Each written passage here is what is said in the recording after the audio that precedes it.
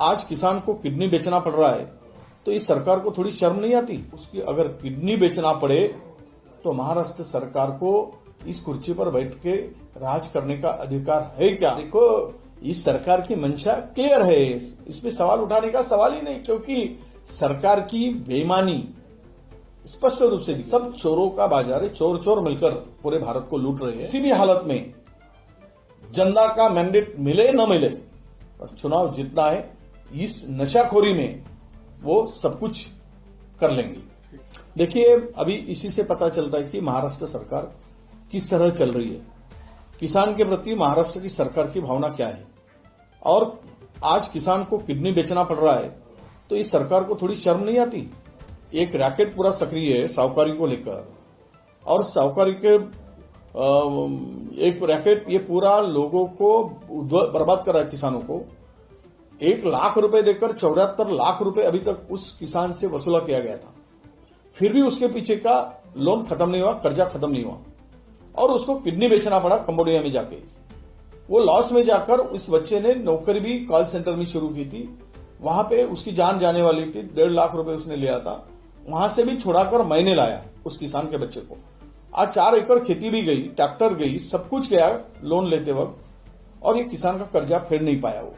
ये महाराष्ट्र में अभी तक ऐसी 4-5 घटनाएं सामने आई है और एसआईटी की नियुक्ति की गई है। अब एसआईटी इंक्वायरी में सामने सब कुछ आएगा, पर महाराष्ट्र में किसान की क्या दुर्दशा चल रही है, महाराष्ट्र का किसान किस परिस्थिति से जी रहा है, महाराष्ट्र के किसान की क्या हालत है, उसकी अगर किडनी बेचना पड़े तो महाराष्ट्र सरकार को इस कुर्सी पर बैठ के राज करने का अधिकार है क्या? सवाल यही आता है। यह बड़ी दुर्भाग्य की बात है कि ऐसे सरकारें चुनी जा रही है जो किसान को मारने के तुल्य है, किसान को किडनी बेचने के लिए तुल्य है। ऐसे सरकारें अगर भविष्य में अन्नदाता बलिराजा को ये पूरा बर्बाद करके पूंजीपतियों के लिए, पूंजीपति व्यापारी और साहूकारों के लिए ये सरकार काम कर रही है, ये सरकार किसानों के लिए कुछ भी नहीं कर रही, यही इस घटना से पता चलता है।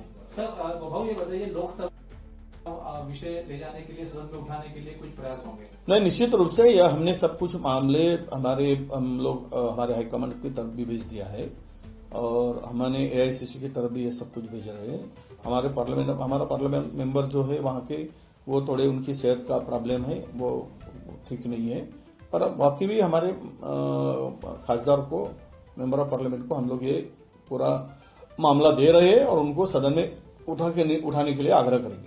प्रधानमंत्री नरेंद्र मोदी जी का आज पश्चिम बंगाल और असम में दौरा है। पता चल रहा है कि पश्चिम बंगाल में 3200 करोड़ की परियोजनाओं की आधारशिला रखी जाएगी और असम बढ़ जाते हैं तो चुनाव आ जाता है। चुनाव आया है, चुनाव आ गया है, यही इशारा इस दौरे से पता चलता है। एसआईआर की मतगणना में तमिलनाडु में 90 लाख और गुजरात में 70 लाख लोगों के नाम हटाए गए।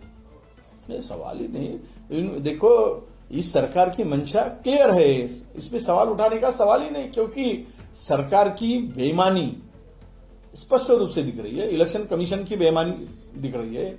ये सब चोरों का बाजार है, चोर चोर मिलकर पूरे भारत को लूट रहे हैं, और इसीलिए एसआईटी का वापर करके जिस राज्यों में भारतीय जनता पार्टी कमजोर है वहां पर इस तरह का एसआईटी का वापर करके जो वोट अपोजिशन के है, अपोजिशन पार्टी के है, वो वोट को कम करने का ये धंधा नए से देश में शुरू हुआ है। एक आखिरी सवाल, बंगाल में मतदाता सूची माइक्रो ऑब्जर्वर के रूप में केंद्रीय अधिकारियों की तैनाती करेगी ईसीआई।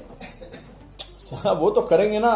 बिहार देखो, उनको बिहार में वही क्या है, आज आसाम में वही करेंगे, और पश्चिम बंगाल तो उनका टारगेट है।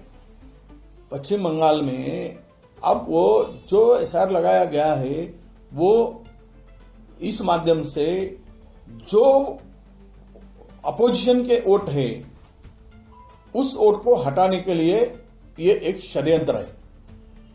ये एक पूरा सरकार का इस तरह का एक पूरा इलेक्शन कमीशन को मिलकर एक बड़ा प्लान है।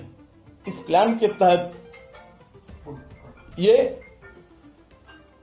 सरकारी यंत्रणा का और सरकार का उपयोग करके किसी भी हालत में जनता का मैंडेट मिले न मिले, पर चुनाव जीतना है। इस नशाखोरी में वो सब कुछ कर लेंगे।